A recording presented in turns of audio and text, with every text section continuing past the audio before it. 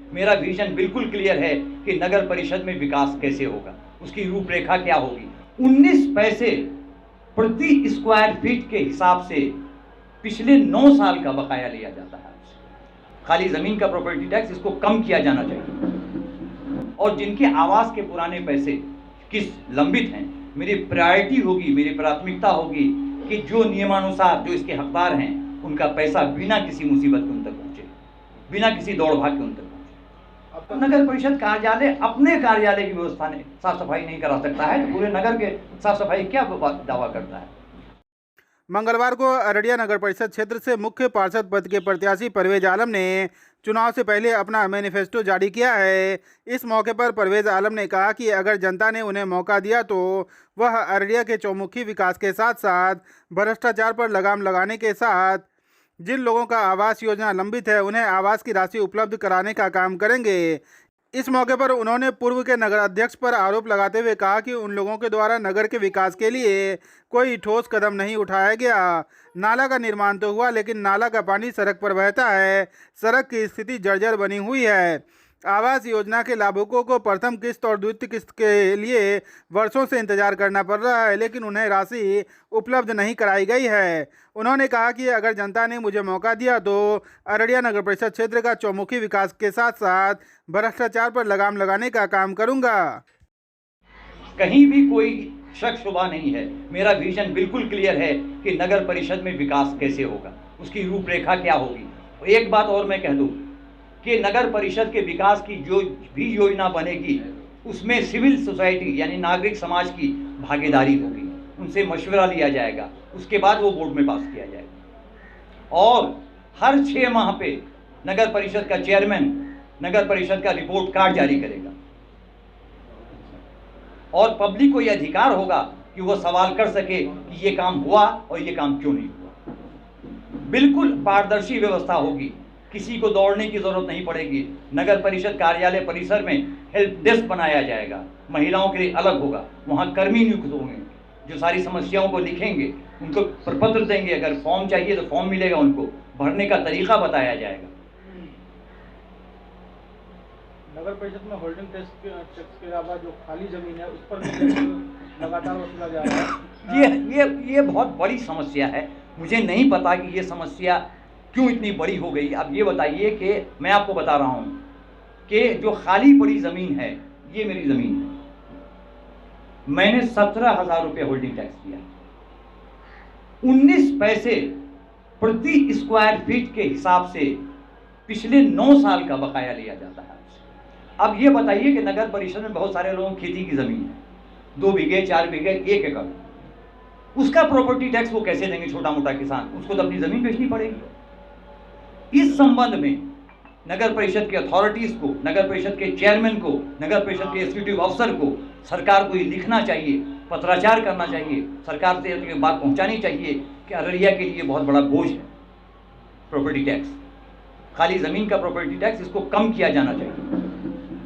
उसके अलावा देखिए कि सर्किल रेट अररिया नगर परिषद की ज़मीनों का बहुत अधिक है। आप किसी भी मौजा का उठा लीजिए, किसी भी वार्ड का उठा लीजिए, आपको पता चल जाएगा। बुआरीबाद का सर्किल रेट 1,75,000 रुपये है, 1,05,000 से 1,75,000 रुपये डिसमिल है। 10 लाख की ज़मीन होगी, ज़मींदार को 10 लाख रुपए मिलते हैं और उसका रजिस्ट्रेशन शुल्क जो है 21 और 31 लाख पे निर्धारित होता है। इसको घटाना होगा। नगर परिषद इलाके में बहुत से लोग बेघर हैं, जब आप चुनकर मुंतखब होकर आए उसके अपना उनको आवास मिलना चाहिए होगा। जमीन नहीं तो जमीन क्या एक सरकार के पास ये है कि जिनको जमीन नहीं है उनको जमीन खरीद करके दी जाती है। ये ग्रामीण क्षेत्रों में तो लागू है, मुझे पता है, जब मैं मीडिया कर्मी था तो मुझे पता है। ये शहरी क्षेत्र के लिए लागू अगर नहीं है तो मैं इसको लागू करवाने का प्रयास करूंगा कि शहरी क्षेत्र में जो भूमिहीन है पहले उनको भूमि दिया जाए, फिर उनको आवास दिया जाए। और जिनके आवास के पुराने पैसे किस लंबित हैं, मेरी प्रायोरिटी होगी, मेरी प्राथमिकता होगी कि जो नियमानुसार जो इसके हकदार हैं उनका पैसा बिना किसी मुसीबत के उन तक पहुंचे, बिना किसी दौड़ भाग के उन तक पहुंचे। अब तक जो व्यवस्था रही है प्रति किस्त 10 से 20,000 रुपये वसूला जाता है आवास योजना में, तो इसमें कहा जाता है कि चेयरमैन का भी हिस्सा होता है। इस पर आप क्या करेंगे? ये तो आप बता सकते हैं, आप मीडिया हैं, आपको पता है कि प्रत्येक आवास क्या किस वसूला जाता है। लेकिन अगर ऐसी कोई व्यवस्था है तो ये व्यवस्था बंद होगी, ये व्यवस्था बंद होगी, लाभुक को उसका पूरा पैसा मिलेगा, ये व्यवस्था कतई तौर पे बंद होगी। आप नगर परिषद का कहता है कि साफ सफाई की व्यवस्था करते हैं, आप नगर परिषद कार्यालय जाके देख लीजिए, वहां की साफ सफाई क्या व्यवस्था करते हैं। जब नगर परिषद कार्यालय अपने कार्यालय की व्यवस्था ने साफ सफाई नहीं करा सकता है तो पूरे नगर के साफ सफाई क्या दावा करता है। वहाँ के साहब लोगों का चैम्बर देखिए, आलिशान चैम्बर बना हुआ है, जो कर्मी काम करते हैं वो किस तरह से मुसीबत में काम करते हैं आप देखिए, क्या स्थिति है उनके काम करने की। इतना फर्क क्यों? आप जनता के सेवक हैं साहब। अररिया बस स्टैंड को लेकर के जब हमने पता किया तो बोला कि अररिया में नगर परिषद के अंदर जमीन नहीं है नगर परिषद की, इसलिए बस स्टैंड का बहुत मुश्किल लग रहा है यहाँ पर बनना। इस पे कैसे कार्य होगा, आप आएंगे? अगर कोई मुश्किल काम है तो उसका कोई हल भी है, अगर कोई समस्या है तो उसका हल भी है। कहीं से भूमि अधिग्रहण कराना होगा, सरकार से बात करनी होगी, प्रशासन से बात करनी होगी। भाई ये प्रशासन की भी तो चीज़ है, ये जिला की भी तो चीज़ है, इसे नगर परिषद का थोड़ी है। लेकिन नगर परिषद को ये पहल करना होगा। बहैसियत चेयरमैन अगर मैं चुना जाता हूँ तो मैं पहल करूँगा कि बस स्टैंड, बाज़ाब्ता बस स्टैंड बने, वहाँ भी सार्वजनिक शौचालय नहीं है। एक चलन शौचालय वहाँ बनाया गया था लेकिन वो भी बेकार का, किसी काम का नहीं। तो ये सारी समस्याएं हैं जिन पे मैं काम करूँगा। मरिया टोला शहर से बिल्कुल कटा हुआ है, पर आप आते हैं तो फिर क्या काम करें? देखिए, मरिया टोला के लिए बात यह है कि मरिया टोला जो अभी महानंदा बेसिन फेज 4 है, इसका काम जब शुरू होगा, अभी इसका भूमि का सर्वे हो रहा है, उसमें एक पुल की भी बात है। मैं ये देखूंगा अगर वो पुल नहीं है तो मैं उस डीपीआर में जिस स्तर तक मुझे जाना पड़े मैं एक पुल निर्माण के उसमें जुड़वाऊंगा और पुल निर्माण जल्द से जल्द करवाऊंगा। और वहाँ की जो सड़कें जर्जर हैं, जो स्ट्रीट लाइट्स अंधेरे में हैं, वो पूरा उसी तरह होगा जैसे अन्य वार्ड होता है। मरिया टोला या घटियारी कहीं भी असमानता नहीं होगी। आरएस को विकास में योजनाओं में बराबर की हिस्सेदारी मिलेगी। वहाँ का जो मंडी है वो सुव्यवस्थित होगा, कोई भी क्षेत्र भेदभाव का शिकार नहीं होगा किसी भी रूप में, जाति, धर्म, समुदाय, संप्रदाय, किसी के रूप में। अगर मैं जीतता हूं तो मैं सबका चेयरमैन होऊंगा, सबका मुख्य पार्षद होऊंगा, मेरे लिए सब बराबर होंगे। जिन्होंने मुझे वोट दिया, जिन्होंने मुझे आशीर्वाद दिया, जिन्होंने किसी कारण चाहने के बावजूद भी मुझे वोट नहीं दिया, या जिन्होंने किसी दूसरे को अच्छा समझा। लेकिन अगर मैं जीतता हूं तो ये सारी बातें खत्म हो जाएंगी। मैं सबके लिए एक तरह से काम करूंगा, कोई भेदभाव नहीं होगा, किसी भी आधार पर भेदभाव नहीं। जीरो वाल बस स्टैंड है वहाँ पे बना हुआ, जो ना तो नगर परिषद गति के मेरे अंदर है और जिला परिषद भी गति के मेरे अंदर नहीं है। देखिए, ये तो साफ सफाई वहाँ पे नहीं, ये तो तय है कि वो नगर परिषद के अंदर नहीं है, क्योंकि नगर परिषद की सीमा यहीं पे खत्म हो जाती है। डॉक्टर नैयर हबीब से आगे जाके नगर परिषद की सीमा खत्म हो जाती है। लेकिन वो एक समस्या है, उस समस्या का समाधान किसी न किसी स्तर पर तो निकलेगा। विधायक जी से बात होगी, माननीय सांसद जी से बात होगी, सरकार से बात होगी, जरूरत पड़ेगी तो मुख्यमंत्री जी से बात की जाएगी, जो विभाग है उससे बात की जाएगी। समस्या अगर है तो समस्या का समाधान भी है। शर्त यह है क्या हम समाधान चाहते हैं। अभी तक यही हुआ कि समस्या लोग पैदा करते रहे और अब विकास के दावे कर रहे। Thank you. और इस प्रेस कॉन्फ्रेंस में आप सभी मीडिया बंधुओं का बहुत बहुत स्वागत है। अगर हम अररिया नगर परिषद की बात करें तो वो दिन बहुत लोगों को याद होगा जब ये नोटिफाइड एरिया कमेटी था, अनिल बोस साहब स्वर्गीय पहले इसके चेयरमैन बने थे। उसके बाद कई लोग चेयरमैन, वाइस चेयरमैन हुए।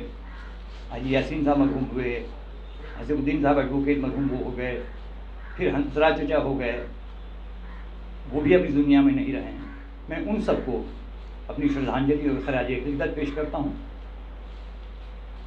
हंसराज साहब के बाद, हंसराज प्रसाद जी जो थे, उसके बाद ऐसा नहीं लगा कि नगर परिषद जो है वो नगर परिषद रह गया, इसकी गरिमा खत्म होती चली गई। सबसे पहली बात तो ये है कि जो विकास कार्य हुए उससे आप सब मीडिया बंधु वाकिफ हैं। उस विकास कार्य का नमूना आप रोज शहर में देखते हैं। और विडंबना ये है कि जो इस तरह के विकास कार्य के जिम्मेदार हैं, जिनके ज़माने में 70 दुकानें बन करके आज तक वो अलॉट नहीं हुई किसी को हॉस्पिटल के कैंपस में, आज तक एक सार्वजनिक शौचालय नहीं बन पाया, उसमें से लोग फिर मुख्य पार्षद के प्रत्याशी हैं। विडंबना ये है, और वही विकास के दावे कर रहे हैं, जिनके चलते इस तरह का विकास हुआ कि लोग मुसीबत में हैं। आप ये बताइए कि ऐसा नाला बना जिसका पानी, नाले का पानी सड़क पे आ रहा है, नाले का पानी घरों में घुस रहा है। आज से लगभग 6000 साल पहले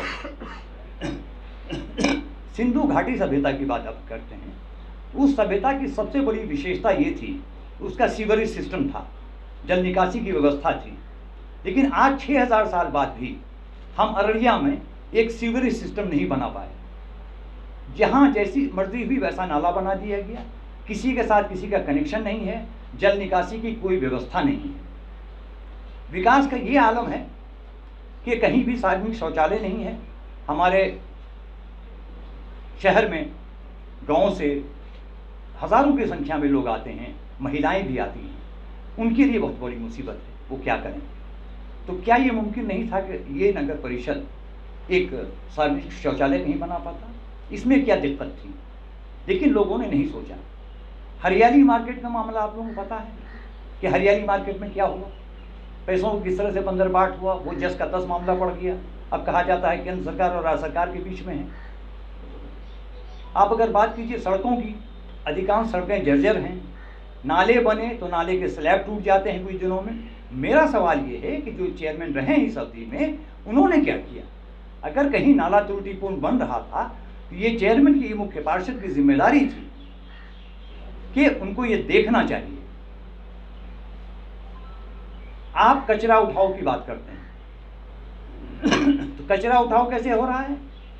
एक जगह से कचरा उठाया जाता है, कहीं और सड़क किनारे डंप कर दिया जाता है। आप रानीगंज रोड से चले जाइए, आपको सड़क किनारे कचरा मिल जाएगा। कचरा वेस्ट डिस्पोजल जिसको कहते हैं, कचरा निस्तारण, उसकी कोई व्यवस्था आज तक नगर परिषद नहीं कर पाया है। जबकि बहुत पहले इसके लिए भी ज़मीन खरीदी गई थी, उसमें भी क्या तकनीकी पेच फंसा, क्या घपला घोटाला हुआ, वो मामला जस का तस रह गया। ज़मीन ली भी गई, फिर वापस की गई, फिर क्या हुआ कुछ पता नहीं चला। पारदर्शिता का बिल्कुल अभाव है और नगर परिषद की गरिमा साख को धक्का पहुंचा है।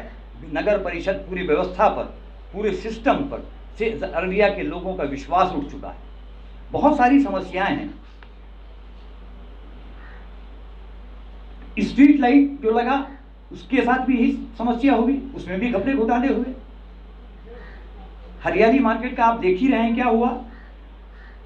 नाला निर्माण में मीडिया की रिपोर्ट कहती है पिछले 15-20 सालों में 50 करोड़ रुपए खर्च हुए। तो 50 करोड़ रुपए का क्या हुआ? वो किस तरह का नाला बना? तो इसके क्या आज तक नगर परिषद ने कोई मास्टर प्लान तैयार नहीं किया कि नगर का विकास कैसे होगा। कोई प्रवेश द्वार नहीं है जहां पर के ये पता चले कि आप अररिया नगर परिषद में दाखिल हो रहे हैं, एंटर कर रहे हैं। किसी वार्ड का कोई साइन बोर्ड नहीं, कोई संकेत नहीं है कि ये किस वार्ड का हिस्सा है, कहीं पर भी। बस स्टैंड की व्यवस्था उसी तरह चरमराई हुई है, सड़क पे बस स्टैंड है। आप देखिए कि किस तरह का विकास हुआ है कि अगर वार्ड 29 की बात करें तो वार्ड 29 का जो मरिया टोल है, वहाँ लोग आज भी नाव के सहारे आते जाते हैं। पूरा बस्ती जो है उस हिस्सा बाढ़ग्रस्त है, कोई व्यवस्था नहीं हुई है। अगर कचरा सफाई की व्यवस्था होती भी है तो शहर के कुछ हिस्सों में होती है, घटियारी में क्यों नहीं होती, रहीकपुर में क्यों नहीं होती, वहाँ सफाई कर्मी क्यों नहीं जाते, गिदरिया में क्यों नहीं होता। मेरा ये सवाल है कि आखिर ये नगर परिषद किस तरह का काम कर रही है? क्यों नहीं पारदर्शिता है नगर परिषद में? क्यों लोग काम नहीं करना चाहते हैं? जो लोग चेयरमैन रहे पिछले 10-15 सालों, वो क्या कर रहे हैं? उनको जवाब देना होगा। जनता उनसे सवाल पूछेगी कि आज आप विकास के नाम पे चुनाव लड़ रहे हैं, तो जो विकास आपने किया है वो विकास सबके सामने है। अब बताइए कि फुटकर दुकानदारों के लिए कोई व्यवस्था नहीं हो पाई। जो फुटकर दुकानदार हैं उसके लिए कोई वेंडिंग जोन तो बना देते, आप एक व्यवस्था कर देते कि लोग वहाँ बैठ के अपना सामान बेचते, 200-400 रुपये कमा के रोज दिन में लेके जाते, लेकिन उनकी कोई व्यवस्था नहीं है। ट्रैफिक के जाम की अलग व्यवस्था है। आए दिन ट्रैफिक जाम एक छोटे से शहर में लगा करता है। चांदनी चौक चले जाइए, अस्पताल के पास चले जाइए, उसकी कोई व्यवस्था नगर परिषद नहीं कर पाया। उससे कैसे निजात मिले? ऑटो स्टैंड, टोटो स्टैंड की कोई व्यवस्था आज तक नहीं हो पाई। हमेशा ये प्लान बनता रहा कि ऑटो स्टैंड होगा, टोटो स्टैंड होगा। एक मामला ये है, हालांकि शायद वो नगर परिषद का नहीं आता हो, लेकिन नगर का है, ये शवदाह गृह है। शवदाह गृह का निर्माण भी काफी समय से लंबित है। वो जो पहुंच पथ भी नहीं है वहां तक, पैसे भी लगे हैं उस पर, वो भी उसके तरफ भी किसी का ध्यान नहीं जा रहा है। और टैक्स वसूला जा रहा है, वाटर टैक्स भी वसूला जा रहा है। जलापूर्ति कहीं शुरू ही नहीं हुई अब तक, लेकिन वाटर टैक्स वसूला जा रहा है आपसे। तो यह सारी समस्याएं तो हैं, समस्याएं अनगिनत हैं, लेकिन मेरा यह कहना है कि समस्याओं के जनक ही अब उन समस्याओं के समाधान का दावा करते हुए मैदान में उतर रहे हैं। यह बहुत अजीब विडंबना है। कोई कह रहा है कि छल अब बर्दाश्त नहीं, यानी पहले बर्दाश्त था क्या, अब बर्दाश्त नहीं?